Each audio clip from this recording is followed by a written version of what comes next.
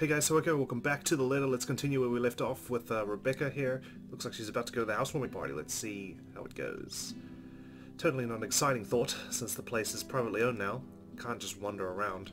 But it's enough reason to keep the dread at bay, as I step out of the room, ready to put an end to this day.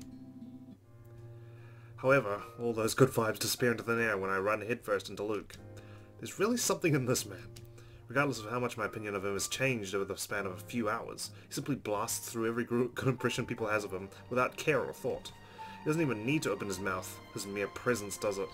In all honesty, I think he's the kind of guy only a mother can love. You're still here? Obviously.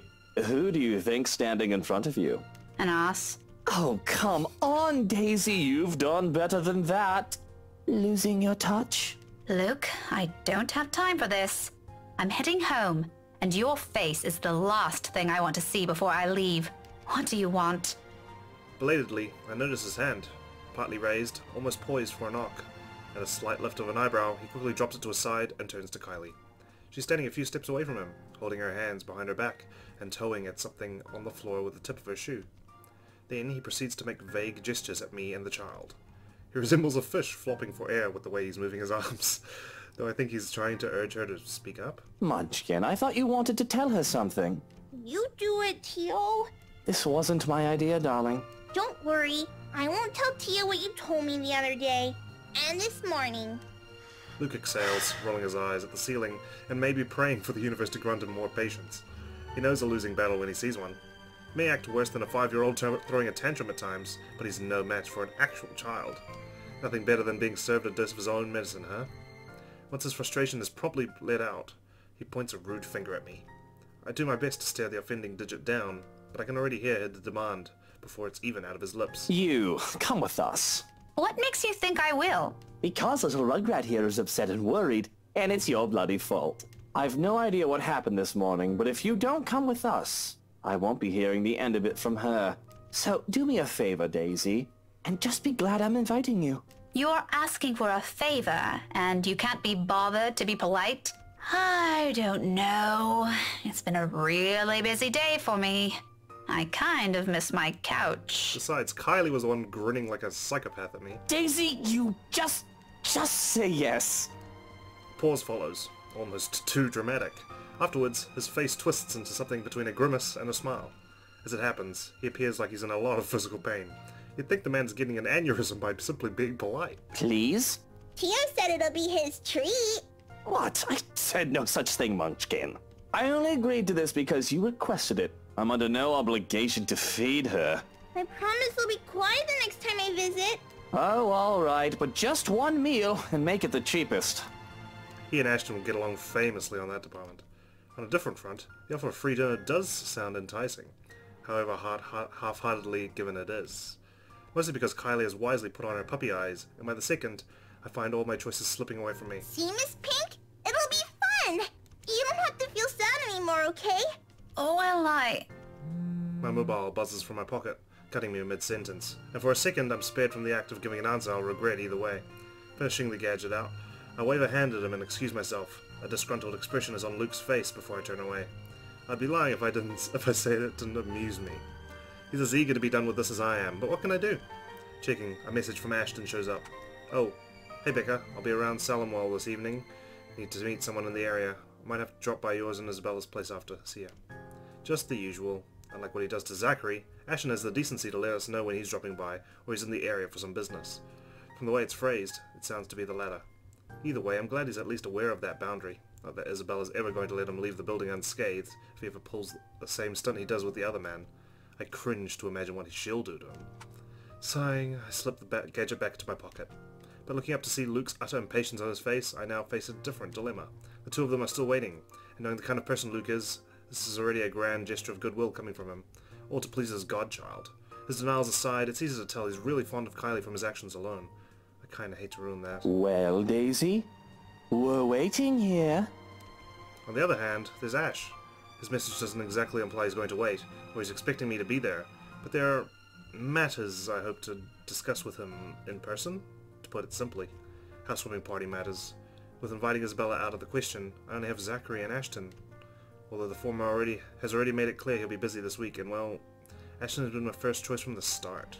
Even if he detests attending gatherings like this. It's company that counts. We can be miserable together. That's the problem, isn't it? He hates them. It's very likely his answer will be a flat no. I'd rather not hear that. If, by some miracle, he agrees to it, he'll probably be sulking the whole party. Not really a tough choice when you put it like that. Still. Tough choice, but I have to pick one. I don't know, is it safe to go along with these guys? They're involved with the house. Kylie smirks like a freaking maniac and Luke lives there. It's safer if we go with Ashton, and obviously Becca is friends with him.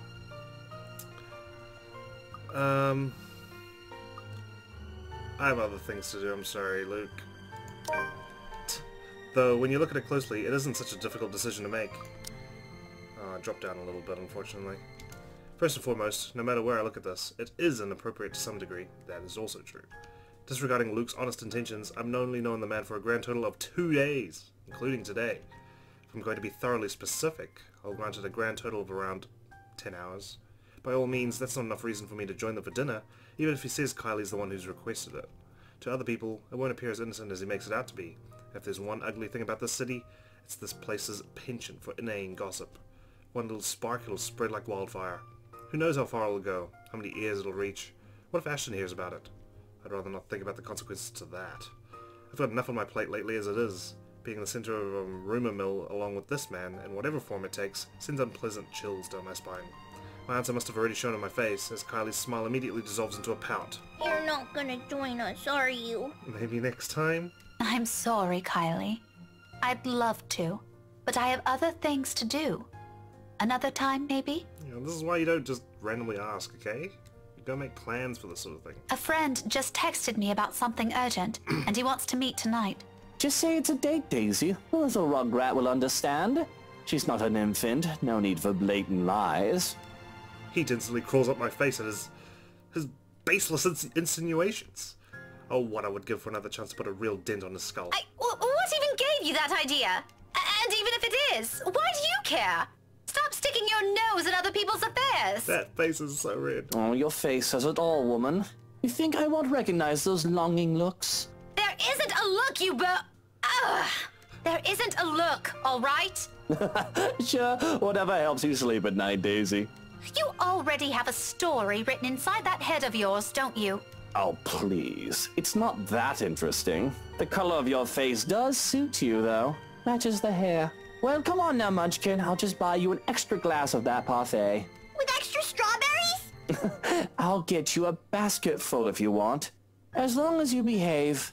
And no complaints if they don't have enough syrup again. Deal? Deal. Have fun with your date, Miss Pink. See, you shouldn't even take that bad. And I feel like I'm going to stay alive tonight. Luke's already leading the child away before I can correct her. Upon reaching the end of the hall, however, he doesn't miss the chance to shoot me another one of those infuriating winks. Does he really think women enjoy those? I'd sue him for harassment if I can. Though, I must admit, the two of them walking together hand in hand is an endearing sight in itself. He says he dislikes the idea of having children of his own, but it's easy to see some part of him genuinely wants them. What's stopping him? It's something to mull over, along with every other confusing and frustrating thing about this guy. Some other time, though. Ashton's waiting. His car's headlights have been left turned on, eliminating the otherwise empty parking lot. If it's like that, this is probably going to be a quick visit, although our landlady would probably have a few hundred words to say about this before letting it go. Now, many in this complex own a vehicle anyway, to warrant this space's frequent use, owing to this area's proximity to downtown Luxbourne. No one's going to be disturbed if one car stays parked with its lights on for a few minutes. Right now, though, it serves as a pleasant company, while I idle inside my own car, thumbing the invitation's fine print, flipping it over and over until the motions become familiar enough. What should I say? How should I say it? There's a very high chance he'll say no, but on the off chance he accepts, what should I do? Fears. Doubts. Oh man, it's been a long time since I had those kind of fears. Oh my god. Questions I haven't asked before, and more often than not, the anxiety is because of him. 17 years ago, I've been in the same position, a different letter in hand. Somehow, nothing's changed. Perhaps if he had noticed how I always felt about him years ago, I wouldn't be in this predicament.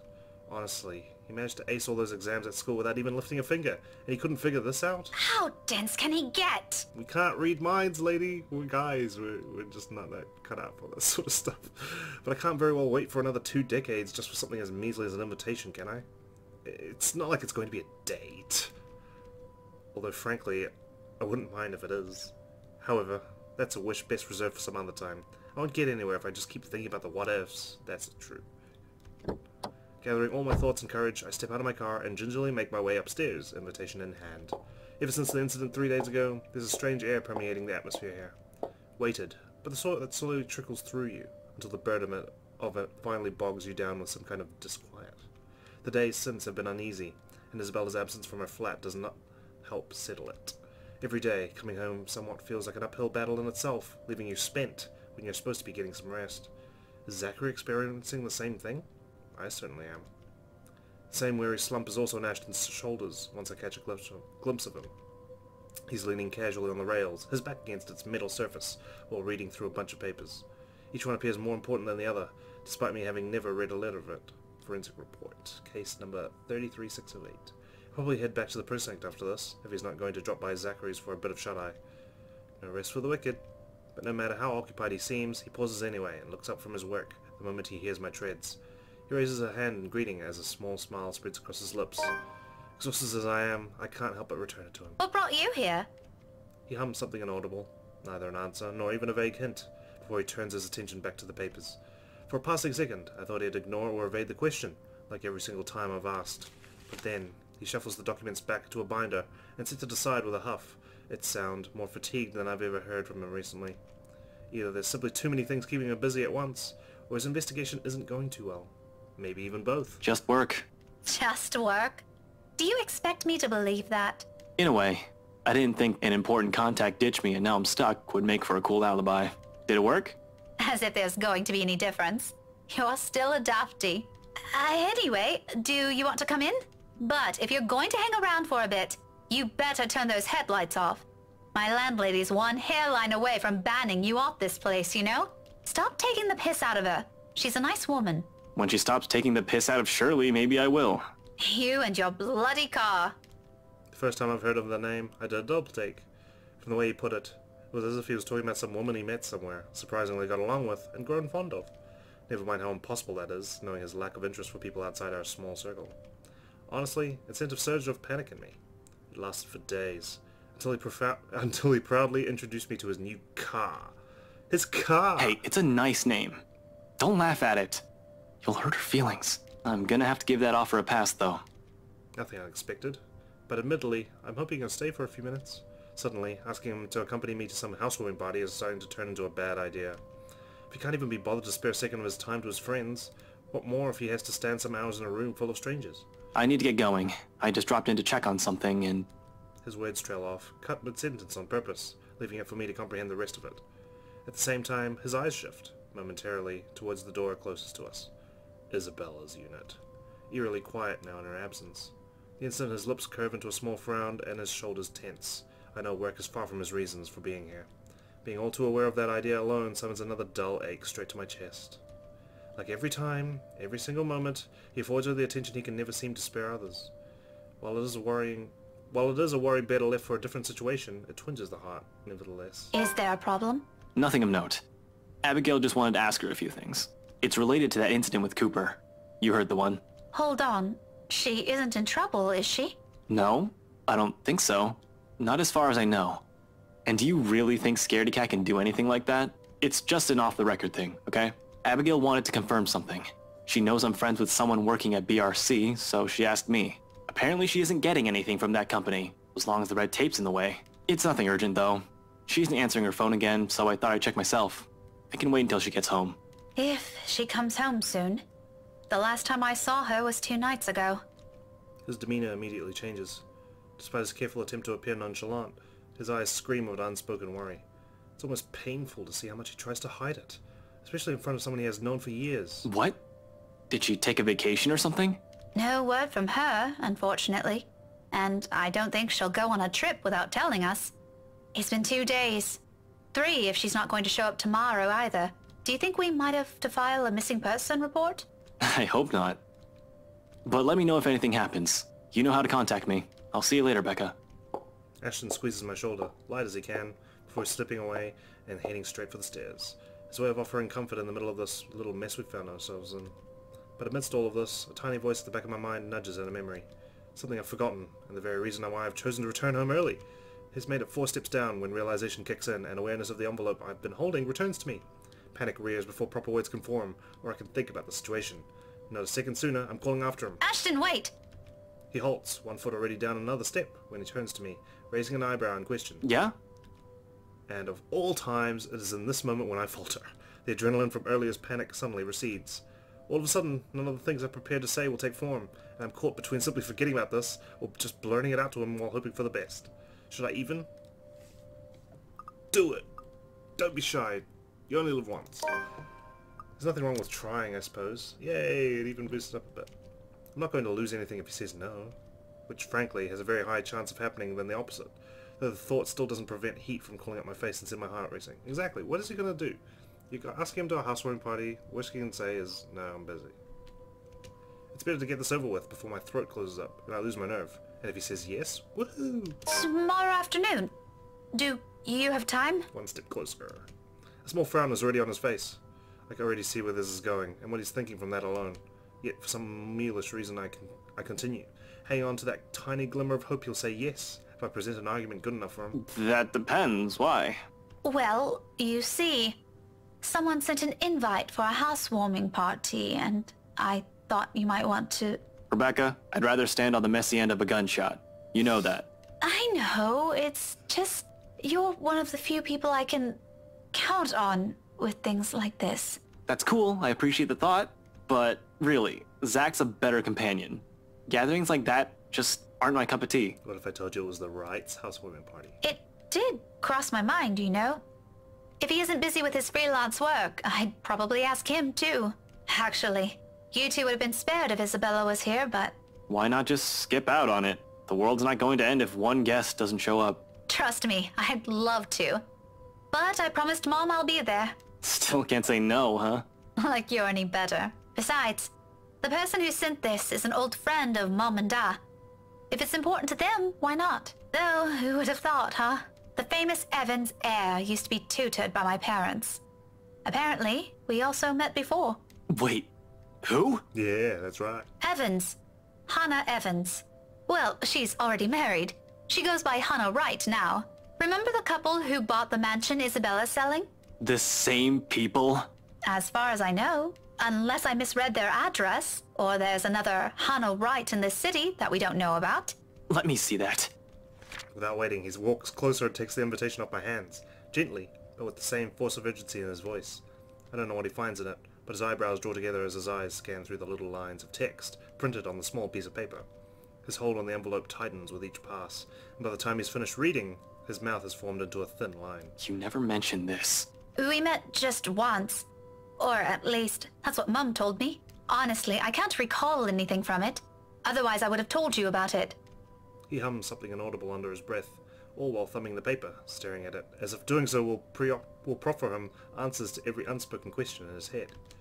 When he gleans nothing from it, he merely folds the envelope back to its form. All right, I'll go with you. Oh, yeah, wow, amazing. What? I'll go with you. That shouldn't be a problem, right? Unless you've already made up your mind about asking Z-Man. No, I told you already the guy's busy. Why would I bother him for this when I can go alone? But what about your own work and... I can make time for this. 3 o'clock, yeah? I'll pick you up an hour or so before. My head reels, less from what this implies, more from how easy this all seems to be for him. How fast this turnaround is. Well, we know he would have gone with her anyway. I mean, we experienced this in Hannah's chapter. So this is just one way of getting him to come with us. That's good for Rebecca. We're looking out for her. Even though we know who he truly has feelings for. Luke and Kylie asked Rebecca out for dinner as she was about to leave, but the latter chose to meet with Ashton instead. At Salem Mall, after a brief talk with Ashton about Isabella, Rebecca invited him to the housewarming party. Despite his qualms, Ashton agreed in the end. Nice. He's already halfway down the stairs with any semblance of sense returns to me, and I can finally string 2 words of protest together. Yet all of it dies on my tongue at the small smile he shoots me. He disappears from view seconds later, his footsteps gradually fading as he descends the stairwell, until all I can hear are my own shallow breaths and heartbeat, loud, pounding hard against my chest. It's only after I'm standing alone in my room, minutes later, that it sinks in. He's taken the invitation with him, but besides that, more than that, he's also accepted mine. calling this happiness is a complete understatement. For now, looming thoughts of the mansion and that woman lay silent at the back of my head. Here we go, Friday, the day of the housewarming. The night wears on without further incident, despite the great number of thoughts swimming inside my head. Come morning, there's only a hush, a strange sort of stillness, unlike the ones greeting me every morn. This one's uneasy, tight with anticipation, like a string stretched thin, merely waiting for the proper time to snap. Granted, it doesn't make my day any less pleasant, but the edge is there. And as expected, the second I step out of my flat, it comes apart, broken by the voices of 2 squabbling adults echoing from a floor below. The quiet was nice while it lasted. Shame. What the hell were you thinking? I wasn't. That's Ashton and Isabella. Ow! Could you let go? Not a few seconds later, they both ascend the stairs, with Ashton pulling Isabella by her wrist. She struggles, as she should, but his hold on her remains firm. Freeing herself means having to draw blood, as she attempts to pry his hand off with her other one, or using unnecessary force to push herself away, neither of which is better than the other. One could potentially end in an accident, while the other means having to hurt him physically. She has the good sense to realize that, at least. However, it doesn't take the desperate edge in her voice when she answers Ashton's temper with her own. So on they go, none the wiser to my presence. You have any idea how much trouble you could get in? That's why I'm asking you for help. Is this what you've been doing these past 3 days? Because this doesn't make your case convincing, Isabella. Rose died, Ash. I know. Every single person in Luxburg knows. It's on the damn news. But that doesn't mean... People are missing. Some of those are my friends. And BRC's just covering it all up. You can't just barge into my office and expect me to do anything about it, right off the bat. This isn't a children's game, Isabella. We have procedures. We have to follow protocol. There's red tape all over this case for a reason. We sure as hell don't investigate things just because some stupid letter spooked us. Ash, you have to believe me this time. If we don't do anything right now, more people will... It's been a whole week. This stupid letter prank is getting old real fast. I'm sick of it. It was funny the first time, not so much now. You're the only one that can help me with this, Ash. Even Rebecca won't. All right, you two are awfully loud. What's going on here? Both of their heads snap up, almost in unison. A displeased frown is on each of their faces. But this is a necessary interruption. What can they do? People still in their units have already taken interest in the commotion, with some taking a peek behind their curtains, while others are bold enough to creak open their doors, if only slightly. If they don't keep it down, pretty soon our landlady will show up. Getting a reprimand from her is the last thing I want to happen. First thing on a Friday morning, even if this is hardly my fault. Well, if you want to continue this, you two better do it elsewhere. You're disturbing other people. Don't worry, we're done here. No, we aren't. Becca, I looked it up. I called them. I visited some of them and... Which you shouldn't have done in the first place. Isabella, you're going to create more problems for us with what you're doing. A team has already been assigned to it. Leave it to us. Your precious team is looking at it the wrong way. Becca, it's not just Rose. There are others. The last bit strikes a chord, prods strongly at a memory. That vicious smile already etched deeply inside my mind. The image appears clear enough that, at the mere mention of it, I stumble on my own question. What do you mean? The letter, Rebecca! It's not... It's nothing. If there's really something going on because of that dumb letter, none of us would be standing here. We've all read it, haven't we? But Rebecca's alive, Zach's alive, I'm alive. So for the last time, this isn't a curse. There's a murderer on the loose, and your coworkers happen to be the victims. Give it a rest, Isabella. It's too early for this shit. Don't you think that's too much for a coincidence? Not so much. Most serial killers follow a pattern. I'll tell you about it some other time. And anyway, coincidence or not, the point is, civilians like you aren't supposed to get involved. You're putting yourself in danger. Will the both of you slow down and stop arguing for a minute? What's this about your coworkers, Belle? Becca, please don't tell me now you believe this shit. Sure, in a heartbeat, I'll agree with Ashton. That's how it always has been. Besides having a very good point, really, they're the very same ones he'll make every time I ask too many questions. But the fact of the matter is, what he wants to hear from me right now is far from what I've been sensing these past few days. It doesn't matter what Isabella or I believe on our own. Something odd has been happening around me, and that letter she picked up is at the heart of this. But however, I respond to the questions in their faces. Only one of them will be pleased with it. Let's just say something. I know Ashton's gonna be pissed off, but we have seen stuff. I want these guys to live. Ashton in particular won't be too happy to hear it. Yep, it's gone back down to neutral. And Isabella's gone up. Nice. Imagining the look on his face doesn't take too much effort. His entire posture shifts the moment my reluctance shows, shoulders tensing, brows furrowing, eyes gaining a sharp edge. He's already bracing himself for the disappointment. And it'll be a disappointment. Not in a million years did I ever believe I'll be saying this either. I might have seen her. The woman Belle's been telling us about. The one she said she saw in the attic. Both of them stare at me like I've grown an extra head. And for a few moments, Ashton looks as if he's about to have a fit.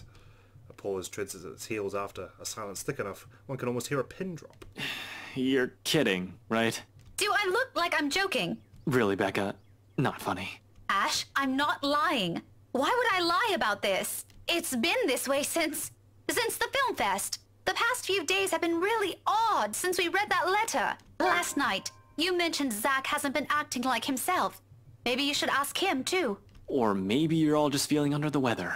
I'm not sick. Don't you think I'd know that by now? Does this mean Ash hasn't seen anything at all this past week? Anything? Becca, you're starting to sound like Scaredy Cat. Give me a break. Can't wait to play his chapter now. Why don't you? I'm sorry. I'm so sorry, you two. Isabella's voice cuts sharply through the conversation, abruptly putting an end to the brewing argument. It's all my fault. This is all my fault. I was only hoping I could fix this before any of you. I'm sorry for dragging you all into this. It's not your fault. She breathes in, deep, steadying, and in that moment, something falls behind her eyes as she looks away. I'll fix this. I promise. A quiet resolve. The same one I saw in her that night from 3 days ago. But this time, it burns brighter. Even Ashton wavers at its sight when she looks him straight in the eyes, gaze unflinching. Gradually, his grip on her wrist loosens. Belle, there's nothing to fix. The problem is... Just this once, Ash. Her voice, though small and lacking any force, stops him. Along with it, every sound, every noise dies around us, a hush descending as if the world's waiting for her words. You don't have to come with me, but if I don't do anything, I am going to regret it. She lays a hand atop his, gentle, pleading, almost intimate, if one does not consider the circumstances we've found ourselves in. Please. Ashton will never tell a soul, will never admit it, even to himself, but it is in that short second that his own resolve breaks. The moment the hard edge in his eyes softens, and he relinquishes his hold on her, letting his hand fall limply to his side. Wordlessly, Isabella steps back and runs off, leaving only a muttered thanks and a small lackluster smile. Only after the last of her footsteps fades away does Ashton move, breaking the silence with one of his sharp exhales before reaching up to pinch the bridge of his nose in a gesture of frustration and surrender. Did you really have to tell her that? Yes. What do you want to hear from me then? That everything's fine? No, I want all of you to stop putting these ideas in her head. None of it is helping. Never mind. Don't worry about her. I'll bring her back here. She'll think she's gone nuts, but it's not true. Like, there is a ghost. He's already poised to leave when my own instinct takes over. I reach for him, gripping his elbow with the same unyielding grip, the action prompted by voices whispering at the back of my mind. He's already made it clear he's not going to believe me, but he deserves a word of caution. Who knows where all of this will take us? How all of this will end? He shouldn't be caught off guard, beliefs notwithstanding. Ash, I know you don't believe in those things she's saying. And you know me. I'm less inclined to believe in those things as you do. But I've seen something. There's something strange going on here. You don't have to buy it. If you don't want to listen to me, fine. But please, try to hear her out. It's bad enough that Isabella goes off like this without telling anyone. I'm just worried something might happen to her if she keeps at it. Talk to her, okay? As if she trusts me enough for that. Doesn't the fact that she approached you first about this, instead of me, already say a lot? A different kind of trust, granted implicitly and never spoken, sometimes too big, too fragile to last. He falls silent for a long moment as he turns it over in his mind. In the end, all he manages to offer is a small nod before he departs, and a promise to at least listen to her, without the teasing or the jibes. Favor for me and the least he could do for her. This is as much as I can do for him, as well, until I've understood what's happening myself. Tonight, hopefully, where this all started, will provide the answers I'm looking for. Let's see, the journal. What do we got? Isabella and Ashton arrived at Salem Well, having an argument about the missing BRC employee's investigation. Annoyed by the noise, Rebecca interfered and, in the end, asked Ashton to keep an open mind.